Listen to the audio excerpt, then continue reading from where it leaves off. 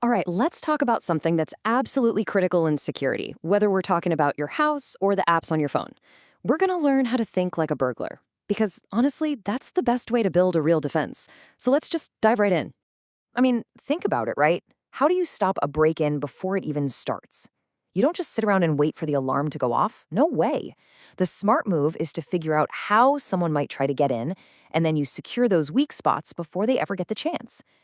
And that is the heart of what we're talking about today. It's a total mindset shift. You're not just building walls anymore. You're actively thinking, okay, how would someone try to get over this wall or dig under it or maybe just knock it down? You're putting on the bad guy's hat.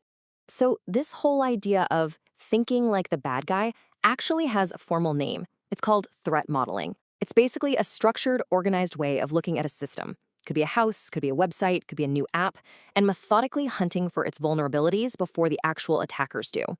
Now, when you look at security, people generally fall into two different camps. You can either be the architect, who designs security right into the blueprints from the very beginning, or you can be the alarm fitter, who shows up to add security after the whole house is already built. The architect's way is proactive or defensive. They're thinking about security from day one, making it a core part of the design. And you know what? This is always cheaper and way, way more effective. The alarm fitter, on the other hand, is reactive. They're coming in later, trying to patch holes and bolt on defenses to a finished product. It can work, sure, but you're always playing a game of catch-up. Okay, so where do you even start looking for these threats? Well, companies usually take one of three main paths. You can start with your most valuable stuff, your assets, and ask how someone might try to steal or damage them. Or you could focus on the potential attackers themselves and what they're capable of.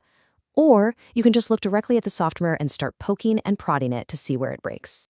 So once you start finding these potential problems, you need a way to organize them, right? It's not enough to just have a big, messy list of bad things that could happen. You need a system, a framework. And one of the best ones out there actually comes from Microsoft. It's called STRIDE. It's this brilliant acronym that breaks down all kinds of threats into 6 simple categories.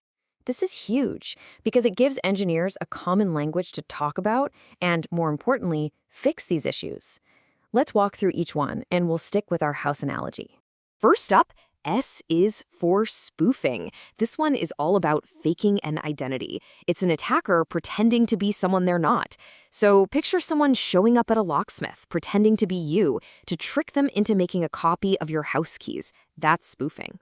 Next, we have T for tampering. This is all about changing data or code without permission.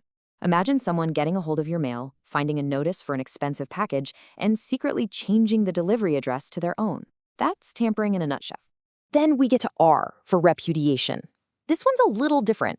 It's the threat of someone doing something bad and then being able to deny it, to say, hey, prove it was me. It's like if someone signs for that expensive package at their door and then calls the company to claim it never arrived, arguing that the signature must be a fake. I is for information disclosure. This is probably the most straightforward one.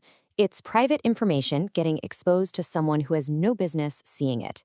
It's the digital version of a stranger just opening up your mailbox and reading all your personal letters. Okay, D stands for denial of service. Now, this isn't about breaking in. It's about keeping the legitimate people out. Think of some prankster squeezing superglue into your front door lock. They haven't gotten inside, but they've made it impossible for you, the actual homeowner, to get in. And finally, we've got E for elevation of privilege. This is a huge one. It's when an attacker starts with just a little bit of access and somehow manages to get a whole lot more. It's like you let a guest use the bathroom downstairs, but while they're snooping around, they find the hidden master key to the entire house. So we have this fantastic STRIDE framework, but how do you actually apply it to a really complex piece of software? Well, you start by mapping out the blueprints.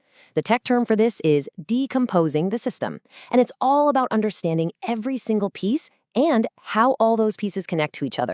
To do this right, you need to document 5 key things. First, trust boundaries. Where does the system shift from less trusted to more trusted, like from the public internet to your private network? Second, data flow paths. How does information actually move around? Third, input points. Where can an outsider send data into your system? Fourth, privileged operations. What actions need special high-level permissions? And finally, the security stance. What are your overall security goals and assumptions? So let's say you've done all that work. You've mapped your system, you've identified a whole list of potential threats. And now you have a new problem. You can't possibly fix everything at once. You've got to prioritize. So how on earth do you decide what to tackle first? And this is so important.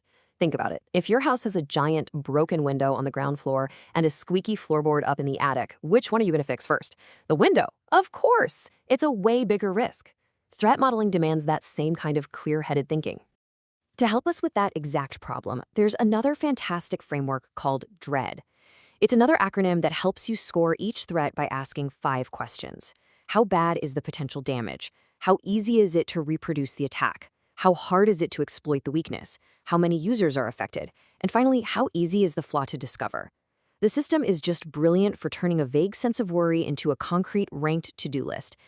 So when you boil it all down, that's the big idea here. Threat modeling isn't about trying to build some mythical, perfectly unbreakable system. It's about making smart, informed decisions. It's about choosing to be the architect who designs a secure house from the start, not the person who's frantically trying to bolt on alarms after a break-in. It's a fundamental shift in how you think. So, what's the key takeaway for you? Start applying this mindset.